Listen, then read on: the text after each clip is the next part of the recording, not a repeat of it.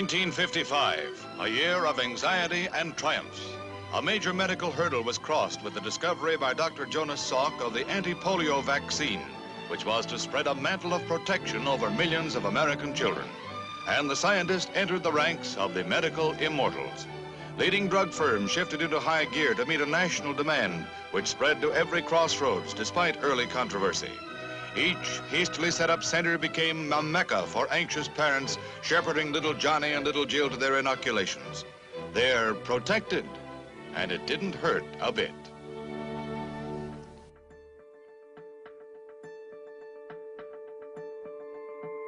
Any mention of modern medical miracles would have to put vaccines at the top of the list. After all, think of the end of the great plagues of smallpox that killed hundreds of thousands of people. Think of polio, measles, mumps, chickenpox, diphtheria. Indeed, it is the advances in immunization, and with that our vaccines, that have helped numerous individuals prevent illnesses that otherwise would have shortened their lives. At least that's what we've been told. Are vaccines safe and effective? If you ask any major public health official, pediatrician, and scientist, they'll say, of course. What is causing the epidemic in autism? A controversy has swirled around the use of Thimerosal in vaccines. Thimerosal is comprised of 49.6% mercury, a known neurotoxin. Are there any babies that died from what is called sudden infant death syndrome that actually died because of vaccines? More than 3,000 Americans are now in prison having been convicted of shaken baby syndrome. Is it possible that hot lots or bad, defective vaccine batches actually was the culprit and not the parent? Alan Yurko went to prison for life. Why? Because he was accused and found guilty of having shaken his baby. What if Alan Yurko was the victim, along with his baby, of a hot lot bad batch of vaccines? The medical authorities, the police investigators, the courts, no one chose to look at that possibility. We will.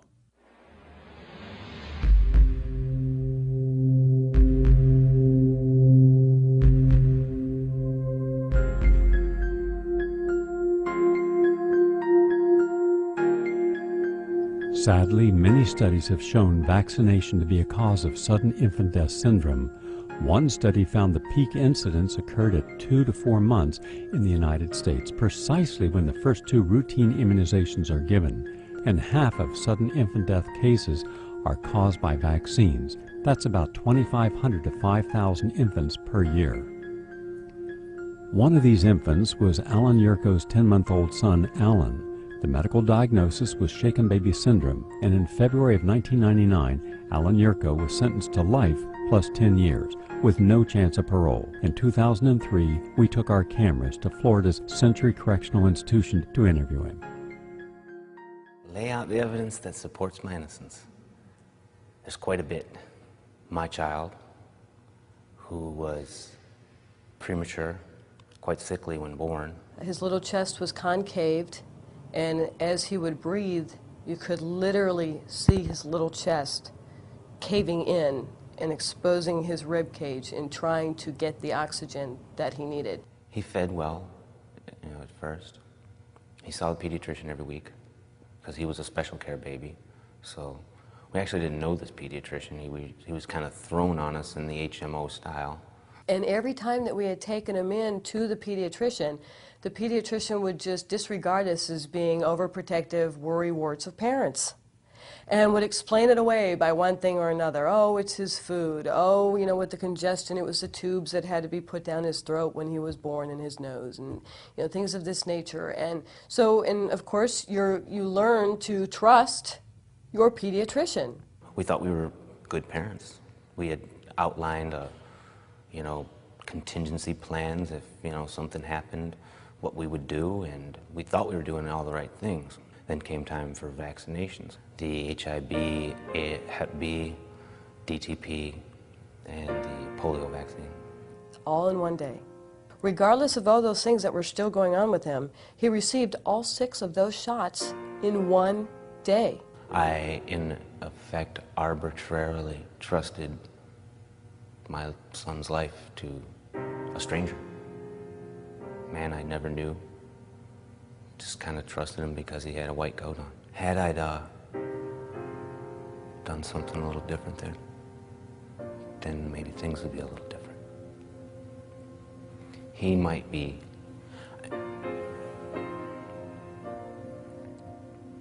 whether he might be alive or not is something that could be argued until the cows come home.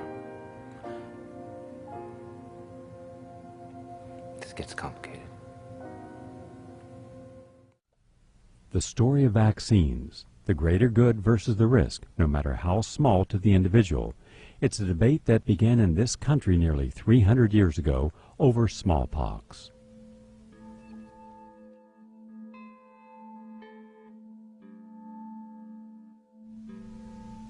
Edward Jenner, a country doctor, formulated the idea of vaccination fashioned after the old country tale that those who got cowpox were protected from smallpox. In order to test this theory, on May 14, 1796, he removed some fluid from Sarah Nelm's hand, which had cowpox lesions, and injected it into the arm of James Phipps, who was a healthy 8-year-old boy. Later, Jenner injected the boy with smallpox. When James did not come down with smallpox, Jenner concluded, quote, "The cowpox protects the human constitution from the infection of smallpox," unquote. That is the entire basis upon which the entire field of vaccination grew. A close look at history reveals that the entire case, based upon smallpox eradication, is itself unscientific. Some believe it is a total fraud. And all one has to do is be honest, objective, and simply look at the facts, not dogma. A smallpox scare grips Great Britain in the wake of 5 deaths attributed to the disease that was all but wiped out in Western nations. Tens of thousands throughout the nation line up at health centers to be inoculated as officials attribute the outbreak to a smallpox-bearing Pakistani who arrived from his homeland a few weeks ago. There is an epidemic in that tiny country, and health authorities embarked on wholesale inoculations to prevent any such occurrence in Britain. Young and old, they all take it in their stride. U.S. medical men have joined in urging all travelers to be inoculated if they haven't been within the past year.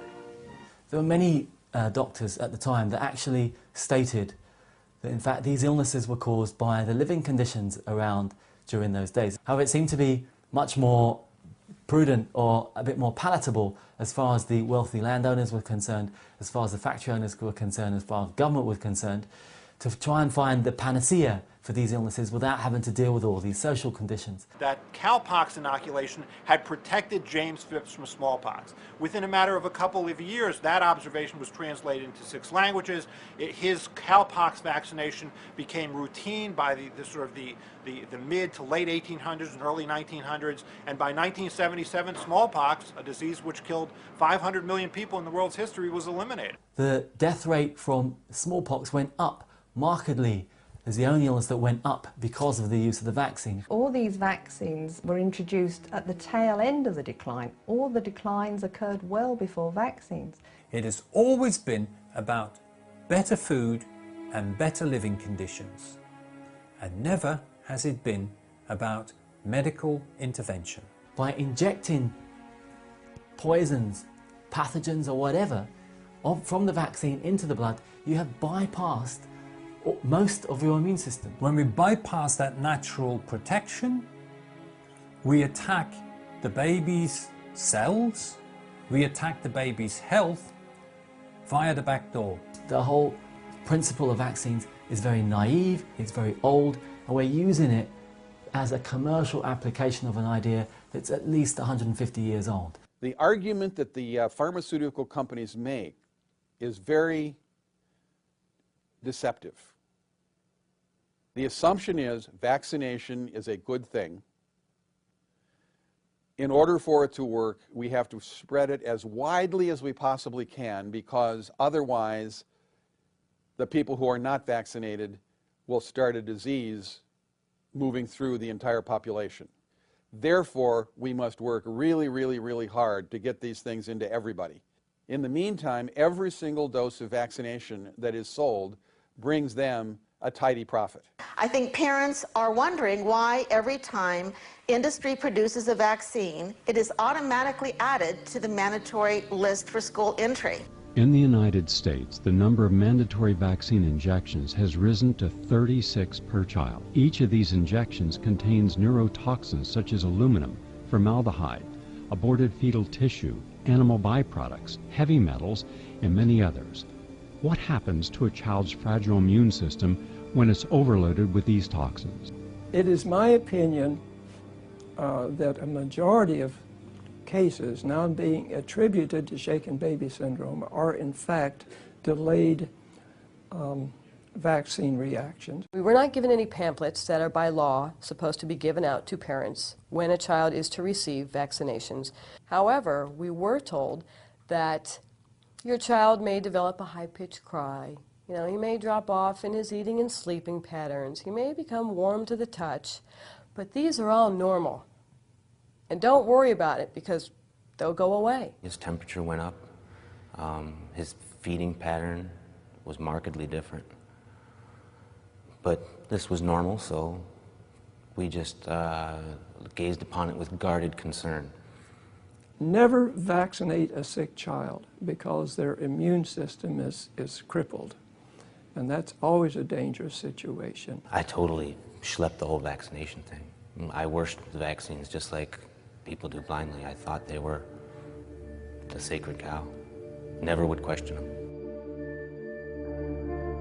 By that weekend, it was about the 10th day or so after his shots.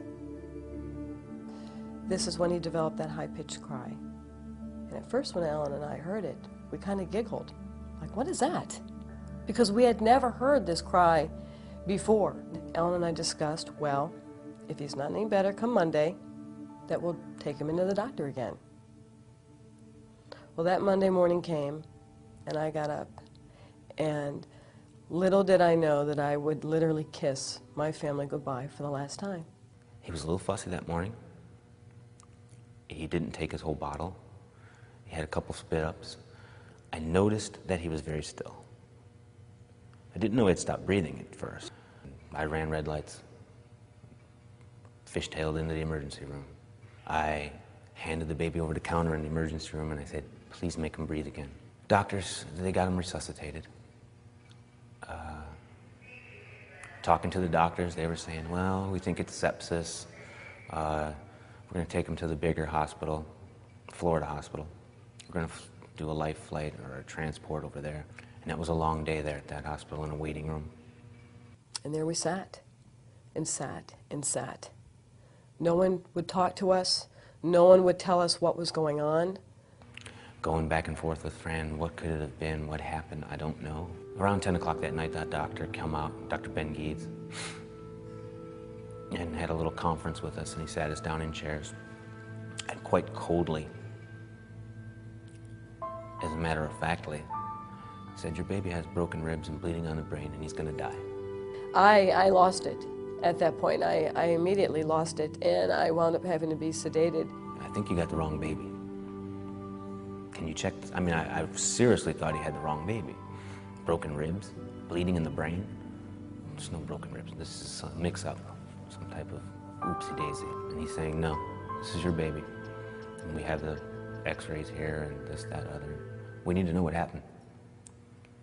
Because you couldn't reach the 26,000 children a year who you believe are getting hepatitis B, you decided to vaccinate all the children in the United States. That's correct. And in fact, that is a well-accepted public health approach and policy. The idea that you would, in fact, vaccinate every single person born with a whole range of toxic chemicals, essentially, and think that that was, in fact, helping them is not a sound thought. $1.5 billion has been paid to parents whose children have either died or been maimed by vaccinations. This is just a commercial operation. It's nothing to do with health, I don't believe, anymore. The United States uses more vaccines than any country in the world. We have the most highly vaccinated population, particularly child population in the world. It's projected to be a $20 billion business by the year 2020. When Dr. Sherrar appeared on ABC's 2020 in January,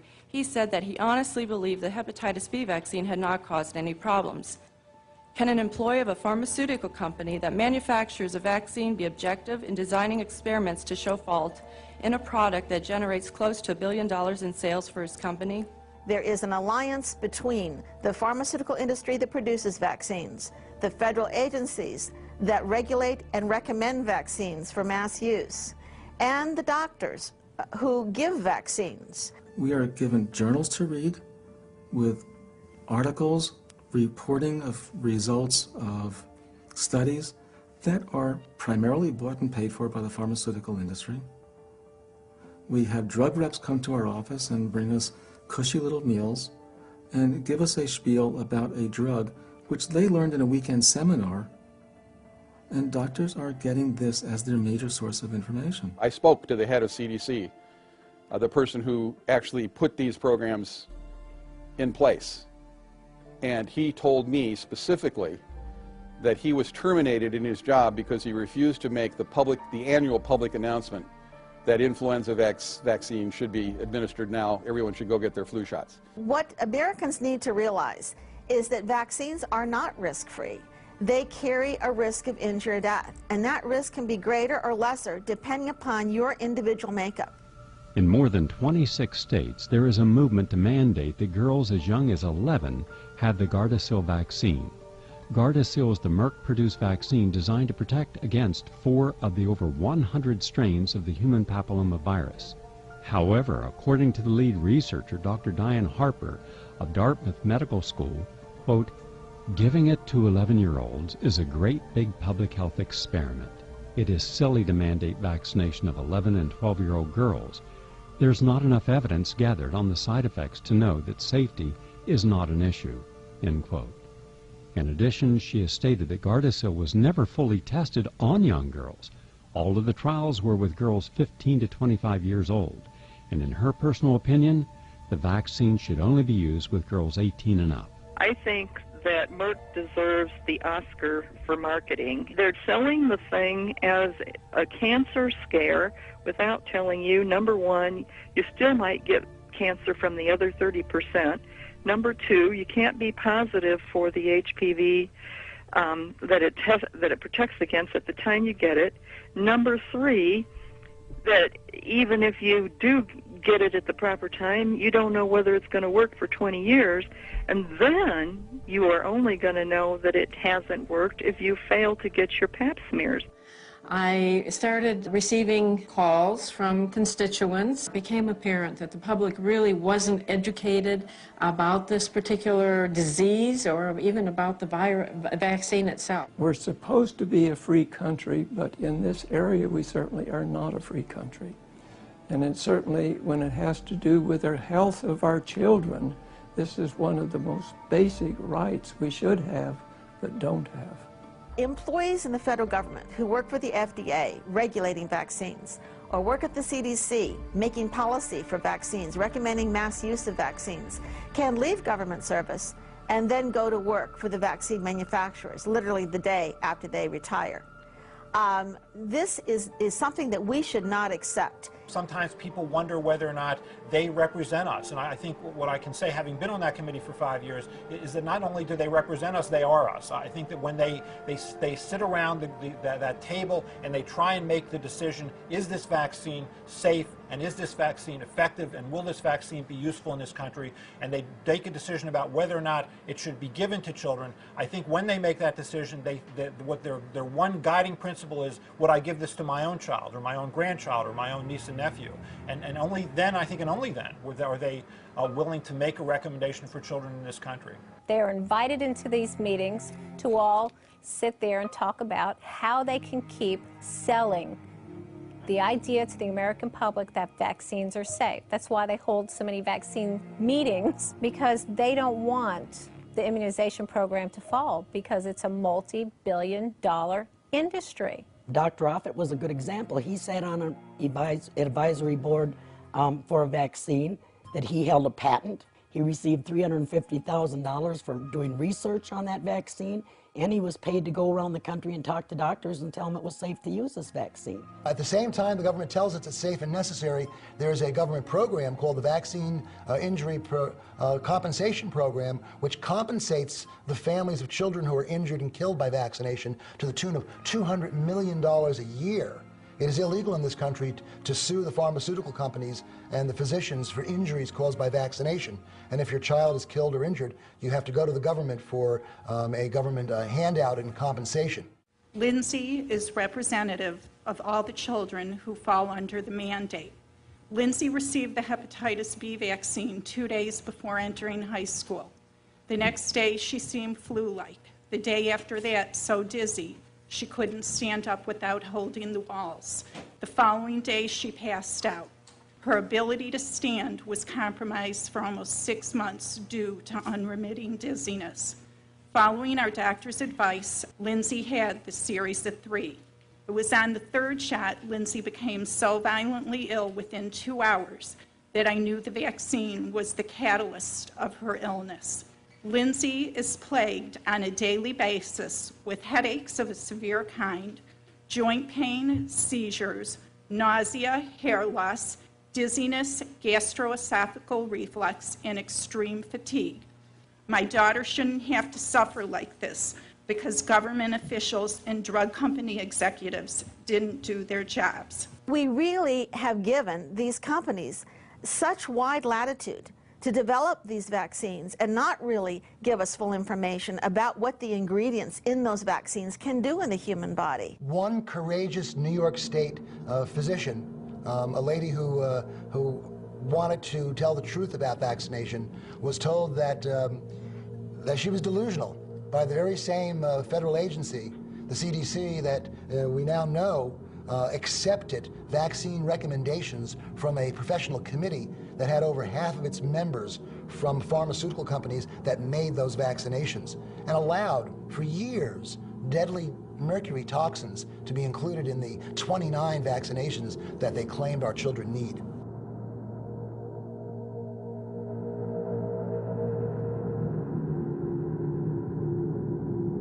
Very difficult when you've been promoting a certain way of thinking for so many years and such a big industry has grown from that idea, and people are very dependent on that idea, that to suddenly announce that maybe it's not the right thing to do. Main difficulty with the flu, for the overwhelming number of people who get it, is that it forces you to take several days off from work. Now, when they do the risk-benefit relationship, they don't do the health benefit versus the health risk. They do the economic benefit and risk. So they say 4 days off for X number of people costs the economy X billions of dollars, and therefore it's really important to do these flu vaccines to keep people at work. A public health official in Illinois, Chicago, fought this whole concept with the slogan, influenza is Mother's Nature's way of telling you to slow down. He would not allow the flu vaccine in his area. Nobody died from his not having the vaccine in his neighborhood. And in fact, virtually no one dies of influenza. When they talk about the excess deaths, those excess deaths are primarily, if not exclusively, from pneumonia. We had outbreaks of measles, and there were 55,000 cases, 11,000 hospitalizations, and as many as 120 deaths that occurred in the United States between 1989 and 1991. When we gave that second dose of measles vaccine, that virtually eliminated the disease. So now, instead of having, as we did before the measles vaccine, roughly 100,000 hospitalizations and 4,000 deaths every year from measles, last year we had 37 cases of measles and no hospitalizations and no deaths. I mean, a dramatic example of, I think, the power of vaccines. Until they're personally affected by it, they will continue to believe they're safe and they're going to help. Having found a polio virus, they then decided that that virus was the cause of polio. This has never ever been proved. However, take the virus, create a vaccine, and you have yourself a multi-billion-dollar industry. In 1955, the announcement was made that Jonas Salk's polio vaccine worked. The fact that 200 people were paralyzed after getting the shot and 10 died was overlooked. Baby's health is still fragile. We know that. We need to be careful, and yet we attack it from day one and make it ill. I do think that we can find that there have been some values to vaccinations in specific populations in specific time frames, but those are limited. There are some instances in which vaccination can be useful. Some instances in where the payoff is more important than the risk. But that small opportunity to be useful has been blown up into a major public health activity that now endangers, in my opinion, every child that's born. Because of other people's greed, our lives have been altered forever. My child will never be okay. Never be okay. Vaccines cause the same symptoms as sudden infant death syndrome and SBS, internal brain hemorrhage, bone fracture, and external bruising. Doctors, the police, and even child protective teams were quick to arrest and prosecute Alan Yurko. Not too long after that, Children and Families was called in, and investigators were called in. Before we knew it, they were throwing out accusations of child abuse and the nature of shaken baby syndrome. The doctor was meanwhile trying to ask me, what happened, what happened? And I've told him what happened 100 times, you know, over and over, this is what happened. He stopped breathing. I tried to see, I got him to the hospital. Why didn't you call? The phone's not on. Why wouldn't, they thought that that was suspicious that I didn't call 911 and wait for an ambulance. I don't know why. I got him there in under 4 minutes. I got him there quick. It was determined that there was bleeding within the sheath around the brain, inside the skull, and there was bleeding behind the eyes, retinal bleeding. So with this combination of symptoms, the diagnosis of shaken baby syndrome was triggered. Around 2 in the morning, the nurses said, the detectives are here, they want to talk to you. Did you shake him? No. Did you hurt him? No. Did you hit him? No. Did he drop? No. Did he fall? No. Is it possible that when you were running with him, that maybe these injuries could have happened? I guess it's possible, but I don't think it's very probable. Eventually, life support was taken off. They rushed Francine in for life support, but not before I was arrested. It is a scientific reality that vaccines have caused death or permanent disability. Families have been torn apart. Medical and governmental authorities have not recognized these occurrences. We've seen an increase in the number of vaccines that our children are getting. We have gone from 23 doses of 7 vaccines in the 1980s to 48 doses of 14 vaccines by the time a child reaches the age of 6. By the time that a girl gets to be 12 years old in this country, the CDC says she's got to have 56 doses of 16 vaccines, with the recommendation of the HPV vaccine last year. So I think that we really need to do more research into what happens when we give all these vaccines to our children. When a parent asks me about a vaccine, any of the vaccines, I have to be honest with them and say, I do not know what is going to happen to your child when and if they get this vaccine. It encourages the bacteria in the body to produce toxins that are absorbed into the bloodstream. The vaccines add further toxins. This disturbs coagulation bleeding factors, so hemorrhages start. The toxins over a period of time chew up all the vitamin C, so you get scurvy-like changes in the bones which look like fractures. The number of immunogenic or immunologic components contained in those vaccines don't add up to any more than about 135 or 140. That is a drop in the bucket of what a child typically encounters and manages every day. The vaccine safety issue will not go away until parents get the answers to why our highly vaccinated children are so sick.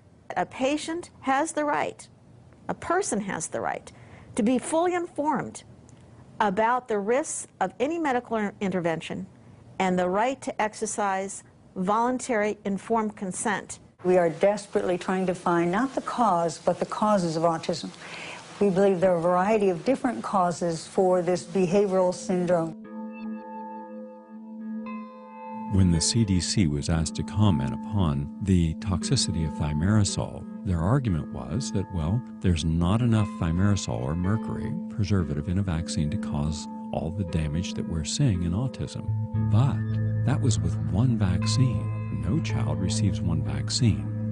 In fact, depending upon the child, they could receive 20 to 30 different vaccinations, and 90% of them contain thimerosal. My son at birth was completely normal.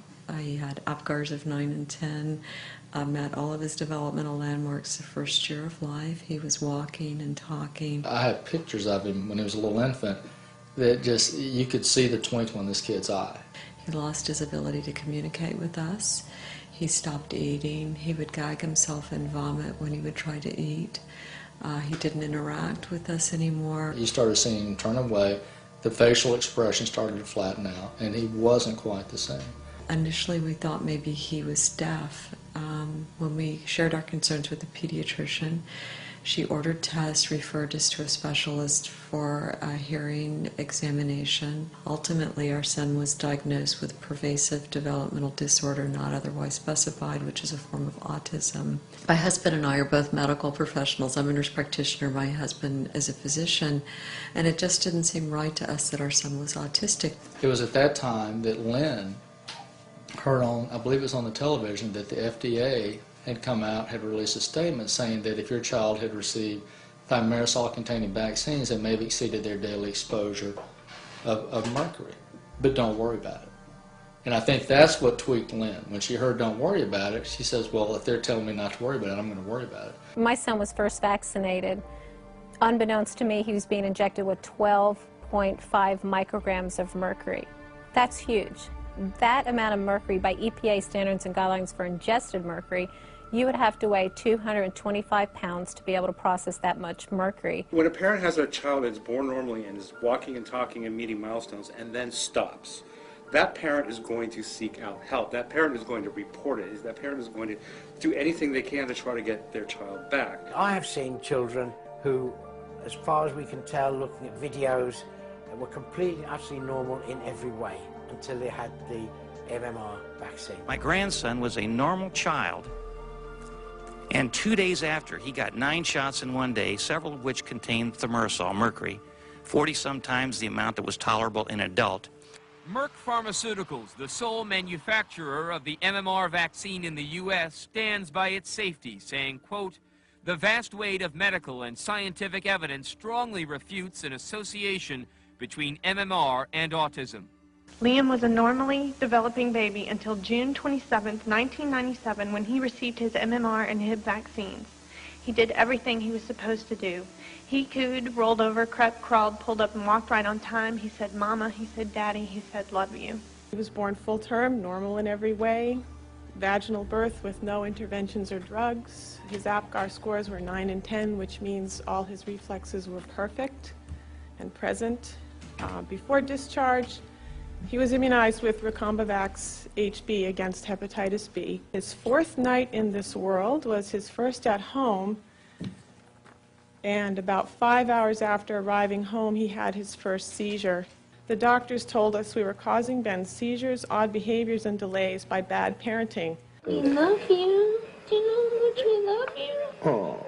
From the day that little Jack Counter was born in 1996, his proud parents began documenting his progress with a video camera. Show them your tooth. There was the first tooth, the first bowl of spaghetti, bye, and the first steps. Powder, that's right. Where's the comb? Yeah. Toothpaste? Toothpaste. Hi, Mommy. Jack's parents say by the age of 4, he had lost all of his verbal skills. Communication became a series of screams and tantrums. And there was other odd compulsive behavior, like constant repetitive movements and licking many objects.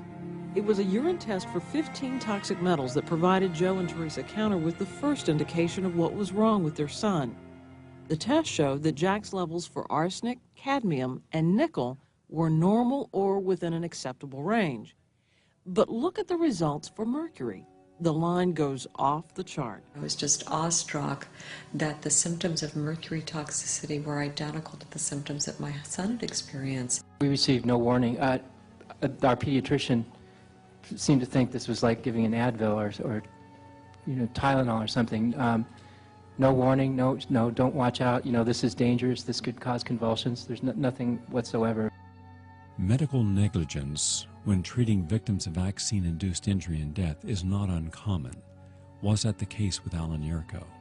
Alan Yurko has argued that there was an absence of properly executed medical examinations, police investigations, and an accurate autopsy. All the while this is going on, they're pressuring Francine to donate the organs. They even forged her name on some of the papers. I'd gotten a phone call from the nurse, not even Dr. Ben Getz himself, who on the phone said to me, "The doctor would like you to hurry up and get down here because he would like this over with before noon." Meaning, they wanted me to sign off the papers so they can go ahead and whisk him off to harvest his organs. Terminate his life. While I was there holding him with all these wires and stuff,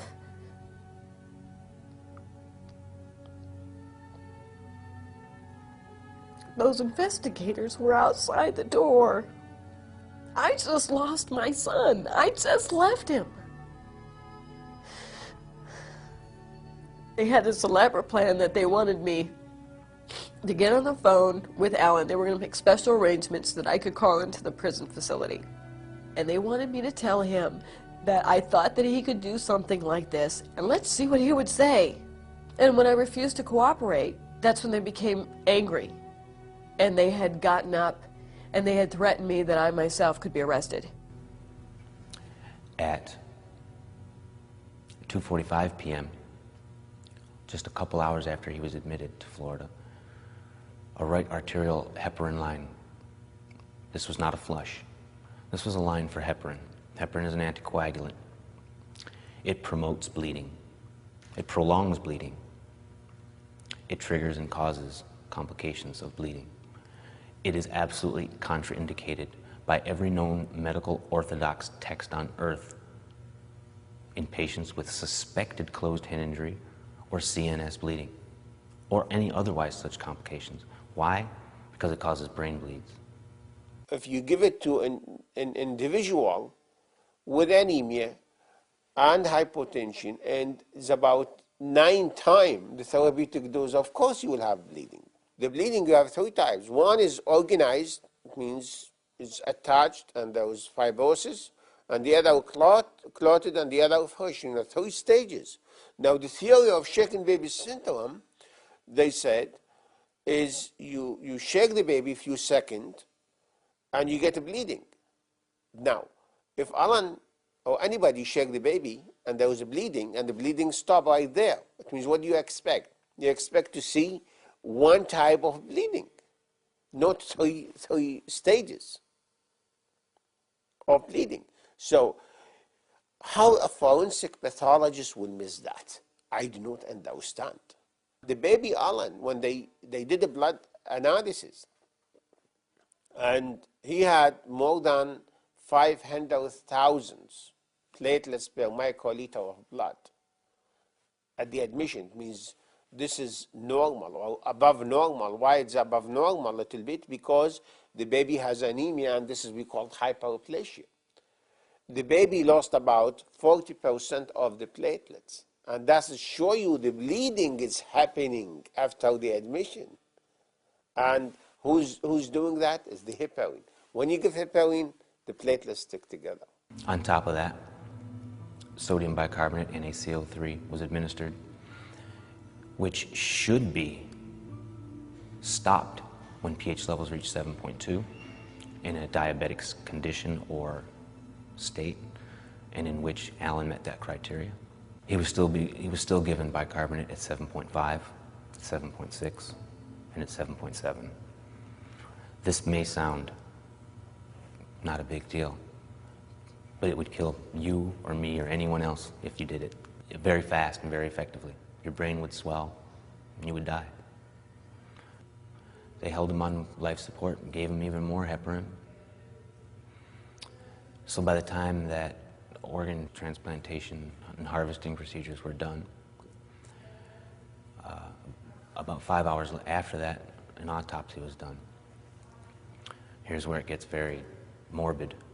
The autopsy report lists him as a black child. My wife and I are Caucasian. He was Caucasian. The autopsy has 25 other errors and discrepancies. For all intents and purposes, the body described in this autopsy was not my child. He described the head centimeter circumference as being 22 centimeters. Alan was born with a 31.5 centimeter head. If I would have known all the things that were wrong on the autopsy and everything, then I wouldn't have thought he was, you know, pretty well prepared. I wouldn't think he was doing the job right. The head injury is again, one of the most defining aspects of the shaken baby syndrome. And that being ultimately his opinion that caused the death of the child, failed to take into account a huge body of research now that we know there could have been other just as believable or even more believable causes of the child's death. The medical examiner, when he see fresh bruises, the medical examiner will stand in court and say, these bruises, this bleeding is less than 1 day old. And he did the autopsy on November 29. And the baby was admitted on the 24th. What that tell you? It may tell you that bruises happen after giving that huge amount of heparin. And he take pictures of these bruises, and he showed in court as an evidence that because they want to influence the thinking of the jury. This is a corruption. He described a microscopic examination of heart tissue. In order to do this, tissue excision has to be cut from the heart. His heart was successfully harvested and transplanted. It would seem ludicrous to cut tissue from a donor heart, especially a baby's heart, as precious as those are. The heart was donated. How is there an examination of the heart? Nobody saw it. Lawyers, investigators, myself. No one noticed it until after the trial. Recently, Dr. Gore has blamed the mistake, and admitted to many others, on a dictation transcription error. I don't think there's a credible, really believable explanation.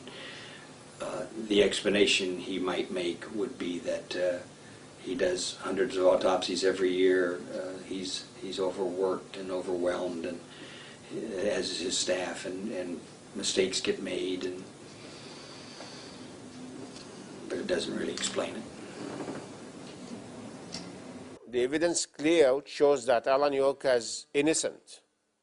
Why the physicians and the medical examiner, they did not do their job. What damaged baby Alan?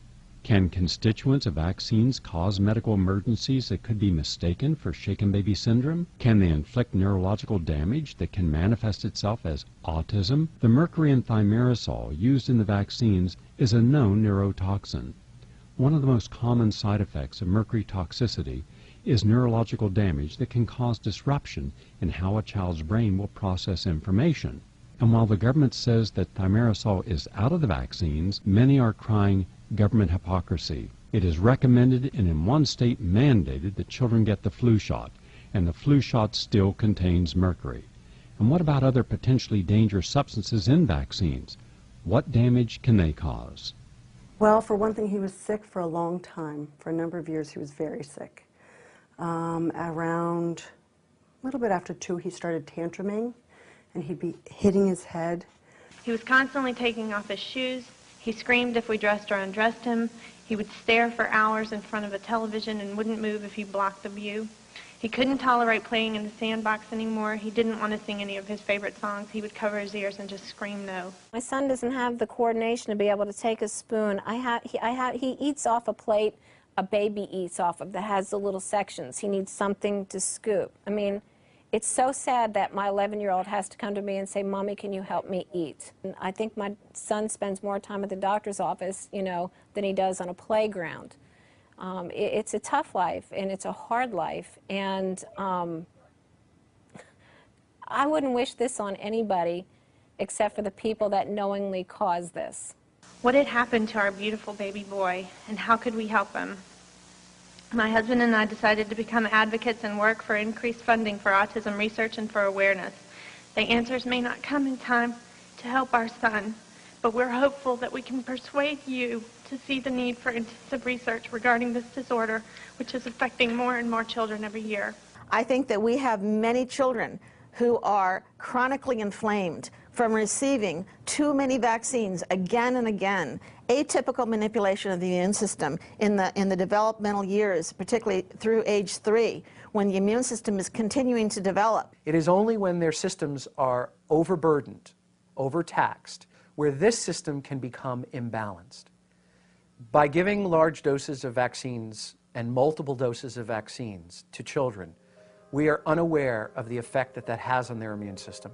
If a person has an immune system that is prone toward an autoimmune response, and you keep beating it up time and time again, starting at birth and then at 2 months, 4 months, 6 months, 12 months, a lot of those children will develop autoimmune diseases. And sometimes it will look like autism, and sometimes it will be juvenile rheumatoid arthritis or juvenile diabetes or all kinds of other things. On vaccination days, right up until just a couple of years ago, we gave kids mercury at birth in the hepatitis B shot. At 2 months of age, they typically got 3 shots containing mercury, a total of 65 micrograms of mercury in one day for a child that weighs about 10 pounds. When we get exposed to viruses, usually it's not going to be measles, mumps, and rubella together. So I think that can affect the immune response in an aberrant or abnormal way and cause problems. So my thing would be, if you're going to give an MMR, you give the measles, and then a couple of months later or several months later you give the mumps and rubella. You separate them out, allow the immune response to see that one attenuated virus and respond in an appropriate way. My son had received 235 micrograms of ethyl mercury during his first 2 years of life. Lynn comes to me and tells me about it. I'm a physician, not only a physician in family medicine, trained to believe in vaccines and all the good that these diseases can be prevented with vaccination. I know about heavy metals, I know about lead, I know about mercury. And I'm hearing this and it all fits and it all makes sense. 1 out of every 6 women already has high enough levels of mercury to cause damage to their unborn children. So in addition to that, we were injecting infants with a known neurotoxin and excessive federal gay safety guidelines. Even in children who received vaccines that did not have the mercury in them, frequently parents report the toxicity associated with these vaccines. So it's not just the mercury, but also the vaccine in itself that is toxic. There are other additives in vaccines that could also be playing a role. Just because the mercury was taken out of most childhood vaccines by 2002 doesn't mean that these vaccines are safe. And indeed, we have continued to see increases in autism and ADHD and learning disabilities and asthma and all these other things. There is nothing new with our new vaccines because the principle is exactly the same. You destroy a baby's health just because you introduce unnatural materials together with decaying, rotting, infectious material deep into the baby's body. There is absolutely no doubt that they never did the basic animal testing on the use of thimerosal. Only a year ago did an independent researcher at Columbia University do the first study of thimerosal injected into infant animals, into infant mice. And she found that the infant mice, 2 of the strains were completely unaffected, but a 3rd strain was severely affected and severely damaged, major problems to its brain development, to its neurological function, to its coordination. One of the mice was, the way it interacted with its litter mates, instead of just normal grooming, it ground through the skull of its littermate into its brain. That is extremely abnormal behavior just from the amount of thimerosal equivalent to what a human child would have received. The new vaccine was compared to the other vaccine, and that was considered the placebo. One of the cornerstones of medicine is double-blind, placebo-controlled studies. That's the science upon which our entire industry builds its consensus. Well, the placebo here is another vaccine. Only healthy infants are enrolled, so after the vaccine is approved, it's given to all of them. And that serious events were negated by the stroke of a pen. And what was actually said in both of those studies is that none was judged by the investigators to be related to vaccination, which always brings up a really important question. Why is it whenever there's a side effect or a complication, it's never the fault of the vaccine? I think the government or certain public health officials in the government have been too quick to dismiss the concerns of these families without studying the population that got sick. I haven't seen major studies that focus on 300 kids who got autistic symptoms within a period of a few weeks of a vaccine. I think that the public health officials have been too quick to dismiss the hypothesis as irrational without sufficient studies of causation. They don't want to pursue a hypothesis because that hypothesis could be damaging to the public health community at large by scaring people. First of all, I think the public's smarter than that. The public values vaccines, but more importantly, I don't think you should ever turn your back on any scientific hypothesis because you're afraid of what it might show. When they autopsied brains at Harvard University and Johns Hopkins University, autistic people, they found activation of certain brain cells called glial cells. Now, these are the same cells that researchers out in Washington, at the University of Washington, found in primates exposed to mercury that was allowed to accumulate in their brains. It activated these glial cells and sparked this hyperneuroinflammation, rapid brain growth. It's the exact same thing we see in children with autism as we see in primates exposed to thimerosal and mercury in the brain. That, to me, is not a smoking gun, but it certainly is an avenue of research that I think should be pursued as quickly as possible. I believe that autism is a medical disorder and that we have an epidemic of autism, and I do not believe the primary cause is genetic because there's no such thing as a genetic epidemic. I do believe that there are environmental causes that are preceded by a genetic predisposition. 25 years ago, when I was teaching children with autism, the numbers were 1 in 10,000. Now it's 1 in 94 to 1 in 150. That is not purely a genetic problem. We do not have genetic epidemics. There's something that has changed in those last 2 decades that has caused the tremendous rise. It's not just us as physicians being better diagnosticians. Autism is a clinical disease. We're not necessarily better at making those types of diagnoses than we were 20 years ago. So something else has changed, and we need to look at what's changed, not just in autism, but in asthma, in diabetes, in autoimmune diseases, arthritis.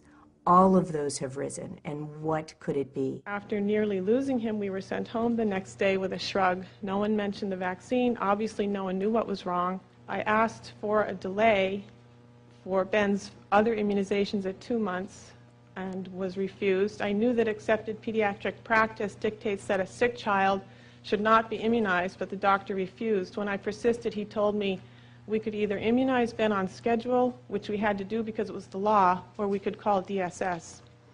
With this threat, Ben was immunized, and all his symptoms worsened. He cries hard with one breath, which seems to empty his lungs, and he is then silent, mouth open, not breathing.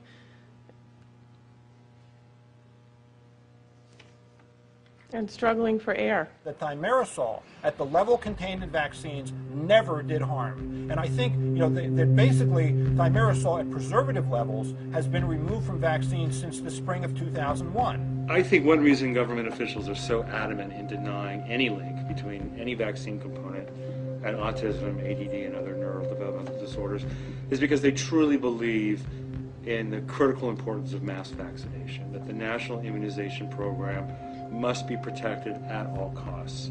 These are not evil people. They really truly believe in the welfare of children. They truly believe in keeping infectious diseases down to a minimum.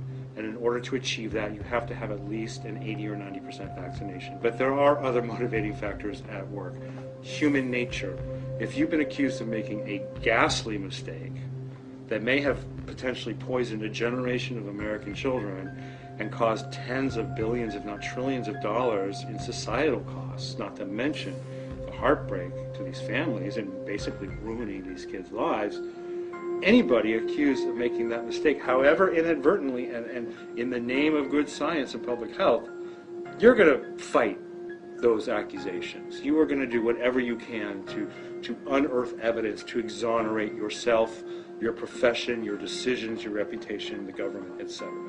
It's human nature. I think anybody would do that. I don't like to quote scripture very often, but there's none so blind as those that will not see. You just sit there and you keep saying over and over and over again that you think that there's not a real danger for having this mercury in these vaccines. There's been 1,500 plus articles written saying that there is a problem. We've got scientists from all over the world coming in here. You saw a demonstration from a Canadian tape showing the impact of a minute amount of mercury in brain cells, and you guys just continue to keep coming up here and making excuses, and I don't understand why. Why not just get it out of there? Under pressure from the American Academy of Pediatrics and the CDC, pharmaceutical companies agreed to stop manufacturing vaccines containing thimerosal in March 2001. But while production may have ceased, vaccine vials already containing thimerosal were not recalled. There's never been a recall. There's never been a federal ban on thimerosal in vaccines. The topic was researched, was reviewed. No data to prove a causative role. Nevertheless, a call for thimerosal removal was made. Within 2 months of publication of that statement, the hepatitis B vaccine for infants was free of thimerosal. Within 18 months, there was on the market all thimerosal-free vaccine. But there's still trace amounts, and a trace amount, as far as I'm concerned, is still too much. You don't know somebody's total body mercury burden, so even a trace amount could push someone over the edge into a neurological disorder. First, they say it's not a problem. Then they say we really haven't been using it all that much. Then they say we've stopped. And all of that's not true. Are there still vaccines in doctors' offices right now today that contain thimerosal that are being given to children? I don't believe so, no. As I mentioned, all vaccines for the routine recommended childhood immunization series started 2001, have been manufactured either thimerosal-free or with markedly reduced amounts of thimerosal. Now, that's just the vaccines that are in the routinely recommended childhood immunization schedule. Can you say right now, just flat out, just say, can you tell me without any doubt whatsoever that the mercury in vaccines does not cause neurological problems or autism? We can neither accept nor reject a causal relationship. So what you're saying is you cannot tell me that. You cannot say categorically, can you? We don't know one way or the other. But so why are you keeping something in there if you don't know one way or the other? When you know that there's an epidemic of autism. If there's an epidemic of something, why do you keep it in there when you're not sure? Because every study I've seen flatly says you're not sure. You say you can't say yay or nay. I think you have to consider the benefit that vaccines confer. So we have vaccinations, which, by the way, all of them meet the hot lot criteria given by the FDA. One especially was extremely volatile, DTAP7H81507 by Connaught Labs. Has right now to date over 70 adverse reaction reports, 5 deaths, 28 hospital stays, 12 unknown recoveries. So this was ranked as the hottest lot between the years of 1990 and 1999 for deaths associated with any DTAP vaccine from Connaught Labs. Had we known that at trial, things might be different. 5 other babies had died within an average 11-day period, which is exactly our son's. Not just a coincidence. Went to trial. We had one expert, very respected pathologist, In fact, nationally known and praised in opinions by the courts. They had 5 local doctors, all contracted, and we lost. We had public defenders who had never done a case like this before. They were not educated in any of these medical issues. We were outnumbered by state's experts compared to our defense expert. They had 5 to our 1. Our expert said this was not a traumatic death. The bleeding happened in the hospital. The tissue markers are clear. It's not even arguable. They argued it anyway. Jury believed them. Got sentenced to life in prison, no parole, plus 10 years. More than 3,000 Americans are now in prison because of being convicted for shaken baby syndrome. The question is, how many of those individuals are wrongfully in prison? Most of the expert witnesses testifying on behalf of defendants do not have a background on the medical risks of vaccines. Got to prison, still didn't know how my son died. And that's what haunted me. How did he die? What the hell happened?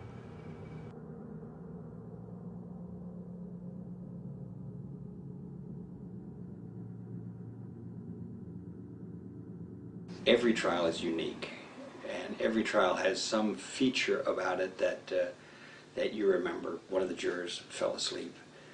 In the face of the seriousness of the charge and the graphic form of the evidence and the fact that it was an infant boy as a victim, it's hard to imagine a juror falling asleep. These people were unable to take any notes during court.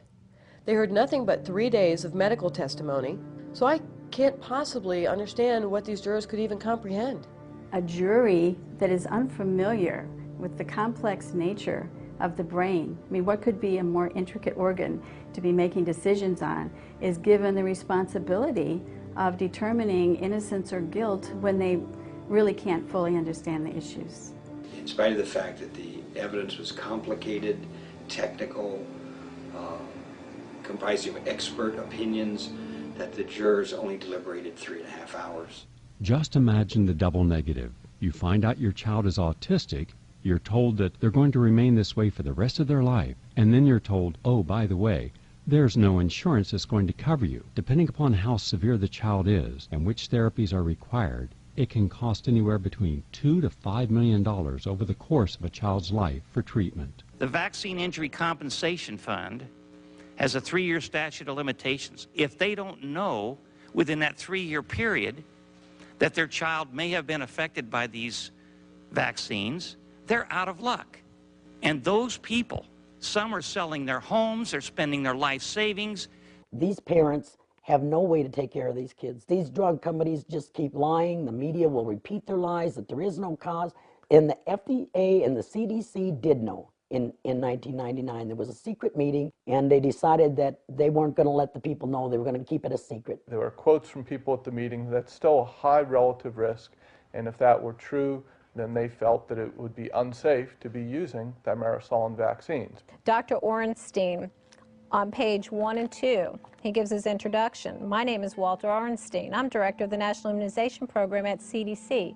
I want to thank all of you for coming here and taking time out of your very busy schedules to spend the next day and a half with us. Those who don't know, initial concerns were raised last summer that mercury, as methylmercury in vaccines, might exceed safe levels. There is a very limited pharmacogenetic data concerning ethyl mercury. There is very limited data on its blood levels. There is no data on its excretion. It is recognized to both cross placenta and blood-brain barrier. The data on its toxicity, ethyl mercury, is sparse. It is primarily recognized as a cause of hypersensitivity. Acutely, it can cause neurological and renal toxicity, including death from overdose. Then Dr. Johnson, on page 198 of the document, says, my gut feeling, it worries me enough. Forgive this personal comment, but I got called out at 8 o'clock for an emergency call. My daughter-in-law delivered a son by C-section, our first male in the line of the next generation, and I do not want that grandson to get a thimerosal-containing vaccine until we know better what is going on. It will probably take a long time. In the meantime, and I know there are probably implications for this internationally, but in the meantime, I think I want that grandson to only be given thimerosal-free vaccines. That horrifies me. These people sat in this meeting knowing how harmful this was, and they were able to sit there and protect their own families from the devastating effects of mercury in vaccines, but yet they told me and the rest of America that it was okay. That's criminal. That should not happen. These people should be held accountable for what they've done. They robbed me of my son and who he could have become. Dr. Bernier on page 113, and he worked for the CDC, says basically this data needs to be protected, and they're asking the people who've done a great job protecting this information to keep protecting this information. Dr. Von Stratton, who did the study for the CDC, quotes on page 162, "When I saw this and I went back through the literature, I was actually stunned by what I saw because I thought it was plausible." Now I don't know how much you can get from animals to humans, but that tells me mercury at 1 month of age is not the same as mercury at 3 months, at 12 months, prenatal mercury, later mercury. There is a whole range of plausible outcomes from mercury. Dr. Clover says on page 187, no one around here is going to say that mercury per se is not a concern. I mean, I could sit here and go on and on and on with the quotes from this meeting. It absolutely, I mean, there's no words for what they've done other than absolutely criminal. This document alone should have brought down officials at the CDC and many of the pharmaceutical representatives that attended this meeting. The manufacturers conduct clinical trials, and whenever anything bad happens in that clinical trial, 9 times out of 10, if not 10 times out of 10, they write off the health problem that occurs or the death that occurs as a coincidence. If autism was always with us, if autism was purely genetic, if autism affected 1 in 150 people, and by the way, that's about 1 in 90 males, we should not only see that among 8-year-olds, but we should see that among 20-year-olds and 40-year-olds and 60-year-olds. And we should see that same rate in Denmark and in France and in Japan, and we don't. Teachers are desperate for help. A teacher who used to love teaching often now has tears in their eyes when you ask them how are things going, because children have so many impulse control problems, nervous system problems. Some have panic disorders, some have obsessive compulsive disorders, and a great deal of hyperactivity. Something's wrong, and we're not going about looking at the solutions in the right way. Ms. Fisher, tell me why you began this crusade. Tell me about what happened with your son. My son was a bright, healthy 2.5-year-old child until he got his 4th DPT shot and had a convulsion and a collapse shock reaction within hours of that shot and was left with multiple learning disabilities and attention deficit disorder. But again, this debate is not about what happened to my child. What it's about is, are we as Americans going to have the right to informed consent to any medical procedure which carries the risk of injury or death? Autism is a disease of young people. Yes, there are adults with autism, but they don't exist in anywhere near the numbers that we're seeing. What's interesting is that this is not something that's debated in toxicology. It's not something that's debated when toxicologists know the effect of these poisons on the human body. But what happens is outside of science, when it comes to the commercial application of science, when it comes to health policy, then suddenly these things are no longer applicable. Suddenly these things aren't actually happening. To my knowledge, there was no attempt to hide the study. There would be no reason to hide any data. There's no reason. Subsequently, the CDC did release a report to the public, but the findings were much different. The new study was amended with different data, which lowered the autism rate. I can't imagine that smart people could possibly have rearranged the data the way they were done and represented the data the way they were done without doing it on purpose and with the express purpose of, as you say, a cover-up. A lot of these kids are about to turn 18, and when they do, they will become wards of their state. When that happens, when the taxpayer starts noticing that we now have to pay millions, if not billions of dollars every year for the care of young adults with autism, they will then start asking, where are these people coming from? They weren't around 10 years ago. If I could just go back in time and not vaccinate him, that would be the one thing I wouldn't do over. And the guilt as parents to know that you were sort of a participant in your child's disability because you were there, you signed the paper, you signed the consent form, you helped hold them down for these vaccines to be given, thinking you're protecting your child. If I could strike the belief that my son's autism sprang from a routine childhood vaccination that I held him down on the table for and had to go back to the Russian roulette of genetics, I would take it in a heartbeat. Because the pain knowing that I inadvertently caused him harm due to the blind trust in the medical community or a matter of inconvenience of yet another office visit taking time away from my job is nearly unbearable. This is what I made my oath toward. This is what my life's mission has been, as a physician, to see what happened to my child and others while mainstream medicine continues to look the other way has been unbearable. Many in the medical community continue to dismiss this as mere happenstance because autism often coincides with the time of vaccination and state that there is no scientific evidence to back this up. My question to you is, how long does it take for a coincidence to surface time and time and time again, case after case after case, before it can become a viable hypothesis, especially when the solution to solving the problem seems so apparent? How can pharmaceutical companies concoct substances with mercury, formaldehyde, antifreeze, lead, aluminum, aborted fetal tissue, and live viruses, and not expect that as they continue to pour these highly toxic and reactive substances into children, increasing dose after dose all on the same day, that it won't alter their minds and bodies? And where is their scientific evidence to back up the claim that this cannot happen when it's published in the very package inserts in their writing that they have not studied the effects of these vaccines for more than a few weeks? As a person trained in public health sciences, it is plain to me that a program to vaccinate newborns is of no worth to anyone except those who sell vaccines.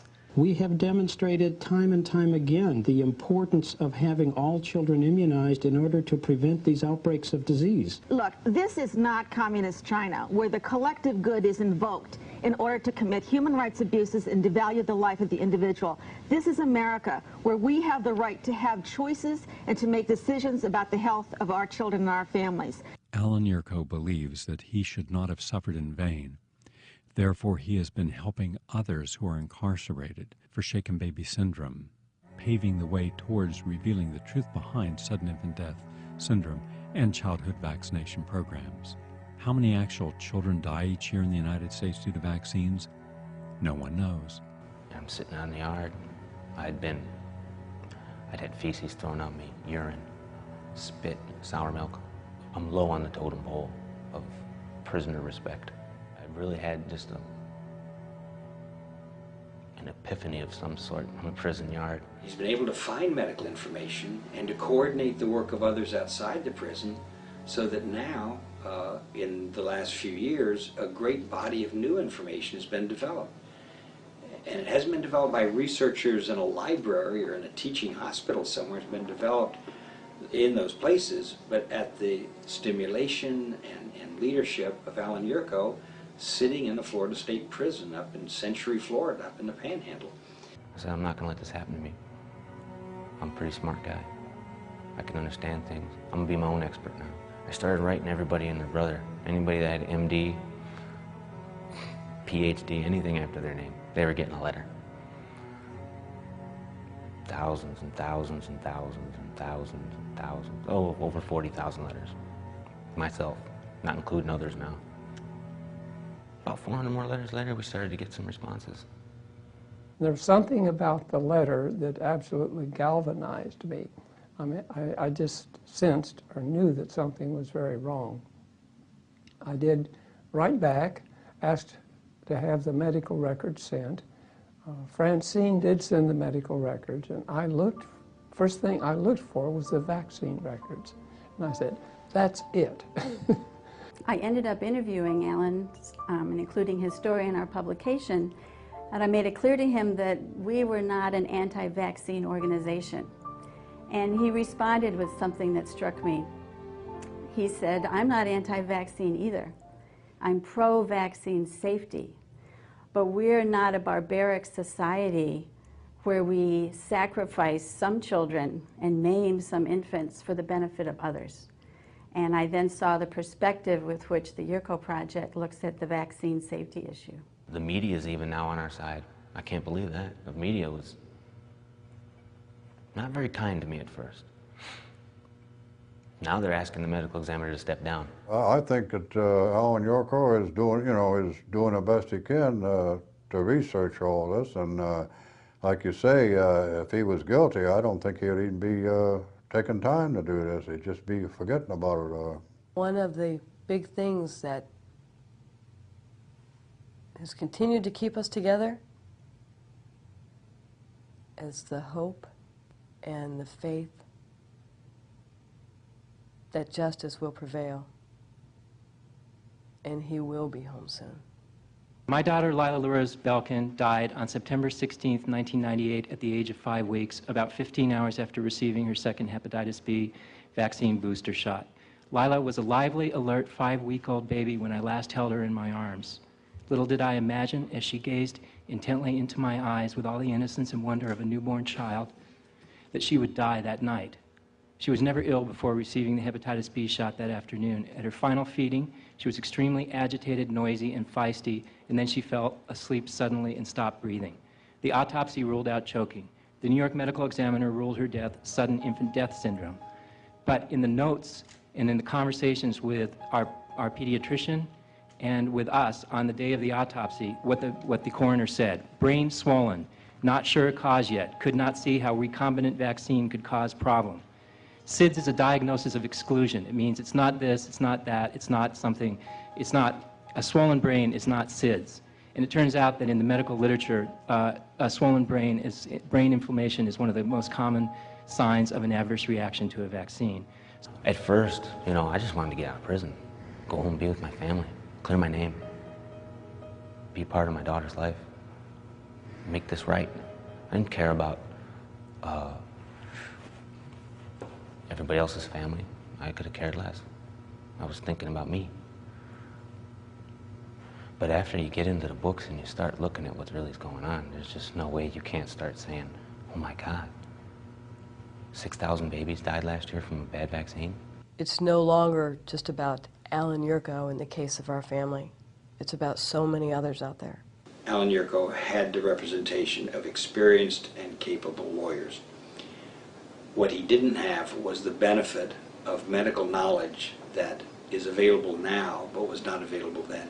We're prepared to bring in our armada of experts, an armada of evidence, the media. We're going to pack the courtroom. There'll be free Alan Yurko t-shirts and banners. We're coming in with all the guns loaded. And I think that they're going to have to pay attention. Alan Yurko is an incredible person. They picked on the wrong guy.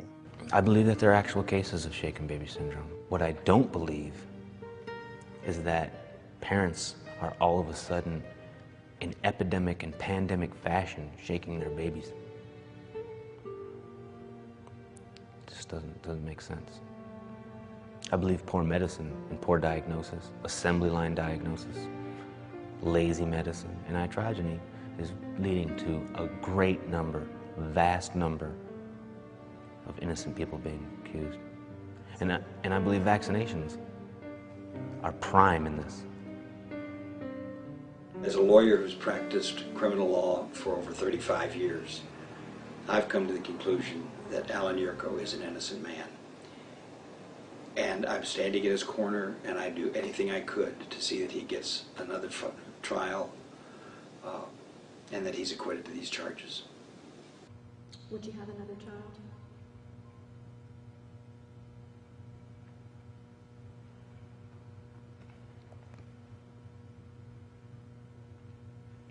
I don't know.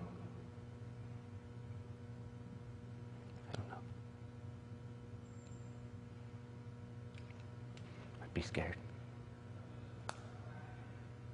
I want one. But I'd probably have to move to South America or some jungle somewhere. I don't think they'd leave me alone.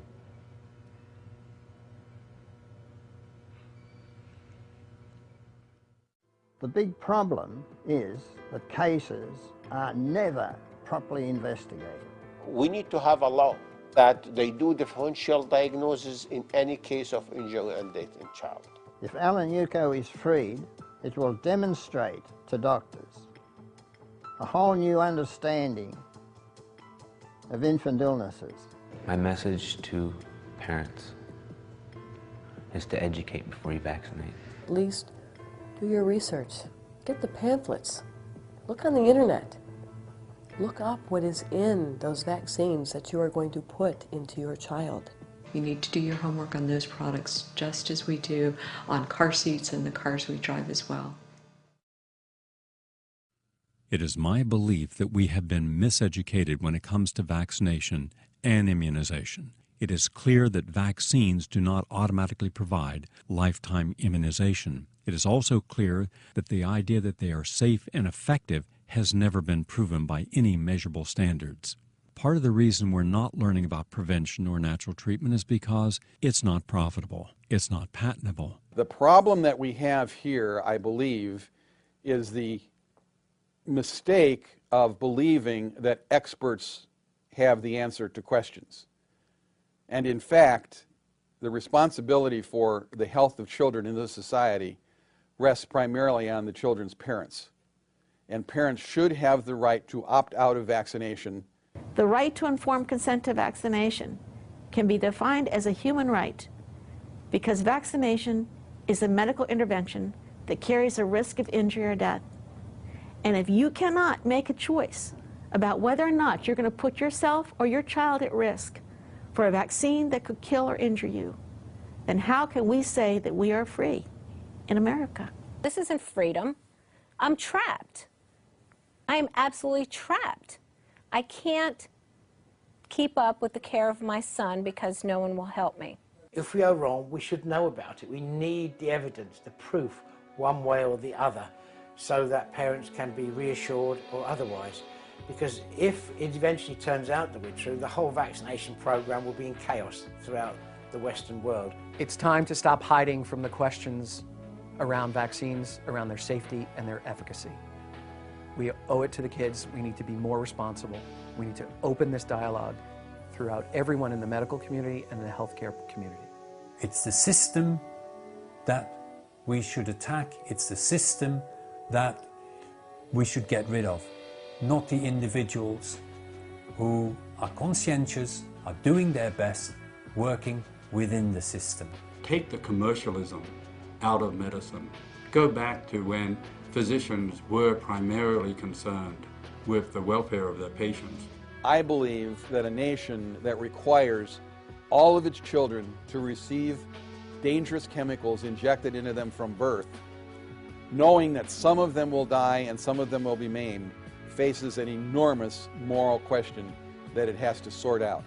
It is a moral question that all policymakers so far are avoiding.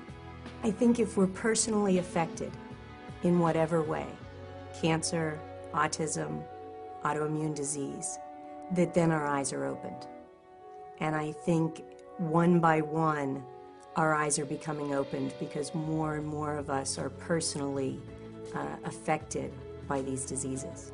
20 or 25 years from now, if we do not address this problem now, our children are not going to be saying very nice things about us. They will hold us accountable. We do not know what future generations are going to suffer because we have not been smart enough or brave enough to question mass vaccination. So now we're asking the populace to continue to get immunized year after year and decade after decade with vaccines that are preventing disease that largely they don't see. And I think that that's a challenge. I just only hope that the lesson doesn't always have to be that children die for us to learn that vaccines are still important. The absence of infectious disease is not the only way that we measure health. We measure health mostly by an absence of chronic disease and disability. By that score, we're not doing very well.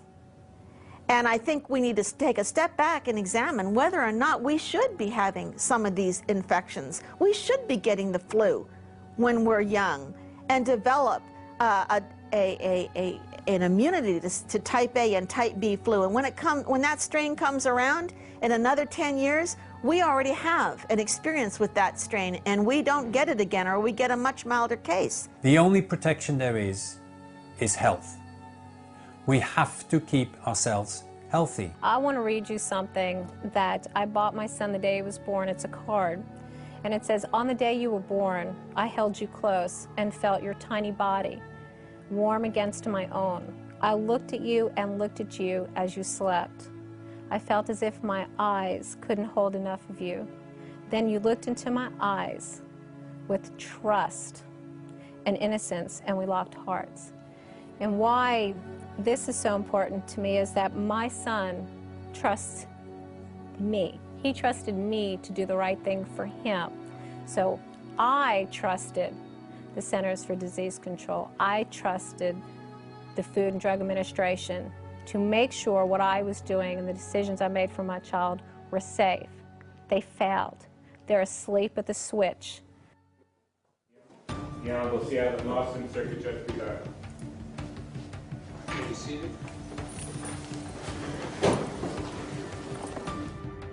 August 2004, after being imprisoned for 6 years, Alan Yurko is granted a retrial.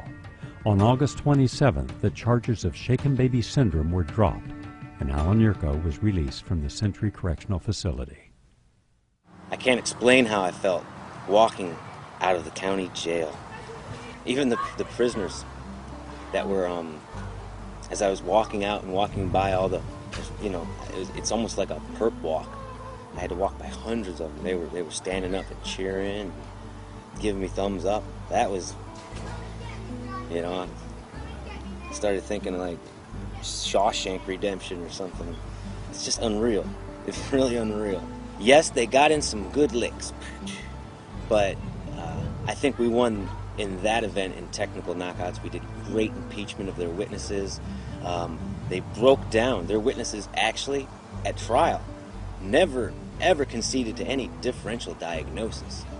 But here, once they saw that we had done our homework, they had to stick to the script. They had to say what was right. Yes, there were differential diagnoses for this. So I'm here, I'm free, I'm okay. I am really okay with how it turned out. We're opening some eyes, and that's a really good feeling. It's a really good feeling.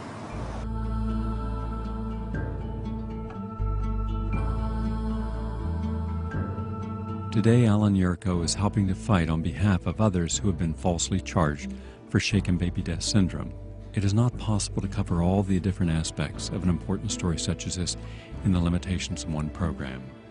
I am hopeful, however, that this has given us all a moment to focus on the myth that the medical community and the science behind it is always working on our behalf, always at the highest level of integrity, and always with the purpose of freeing us from the harms of disease. Clearly, that is not the case when it comes to vaccination.